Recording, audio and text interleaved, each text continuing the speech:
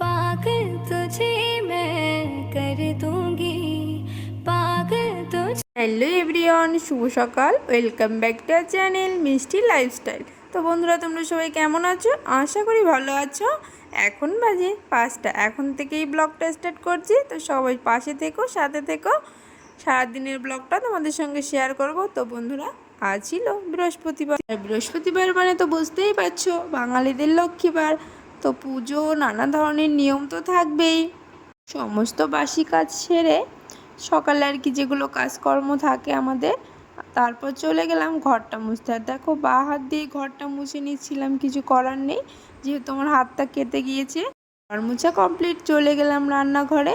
আর এদিকে ছেলে আমার উঠে পড়েছে, বলছে মাম্মাম কিছু খেতে দাও। তো ওর জন্য হালকা একটু কিছু টিফিন করে দেব, তারপর আর কি রান্নাটা বসিয়ে দেব। তো আমি এদিকে ভাতটাও বসিয়ে দিয়েছি, আর ওদিকে ও ডিম নিয়ে এসে দিয়েছে। তো আজ নতুন একটা খাবার বানাবো, ডিম দিয়ে আর সুজি দিয়ে। দেখি কি বানিয়ে দেওয়া যায়, যেহেতু সকালবেলা আমার আজকে একটু ভাতটা খাওয়াতে একটু দেরি হয়ে যাবে, তাই আর কি একটু ভারী টিফিন দেওয়ার চেষ্টা করব। যাদের ছোট বেবি আছে, তোমরাও এই খাবারটা ট্রাই করে দেখতে পারো।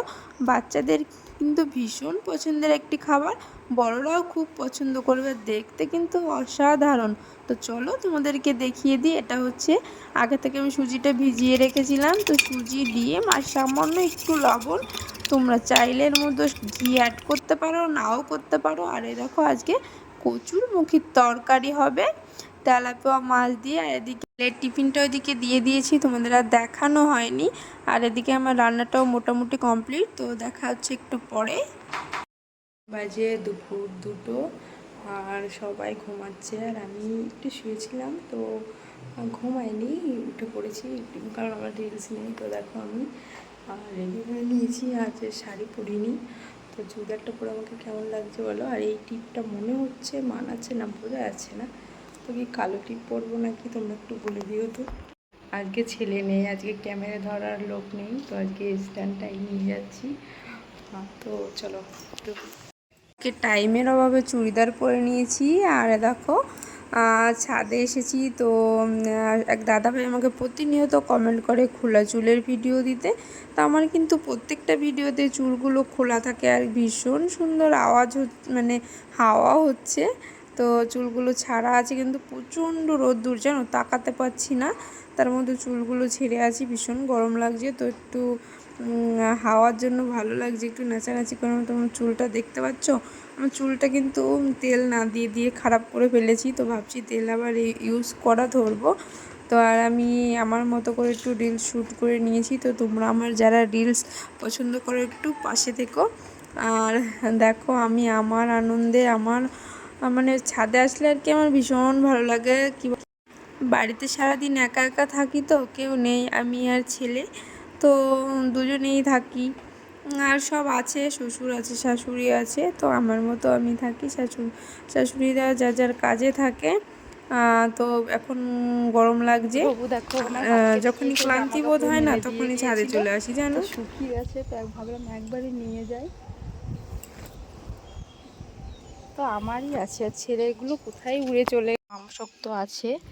একটু খেয়ে নিই। আজকে উপর দিয়ে এসে কেমন নোংরা পড়ে গেছিলো, তো রোদ দূরে দিয়েছিলাম, ধুয়ে দিয়েছি।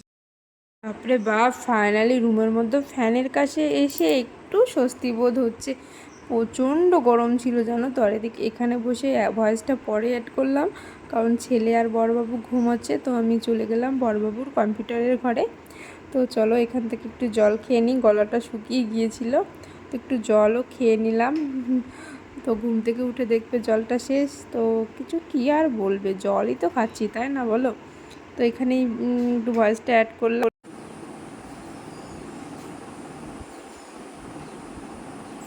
তো বন্ধুরা দেখো, ছাদে এই জিনিসটা ছিল, এটা ঘর কিন্তু আমি ছেলের জন্য বানিয়েছি।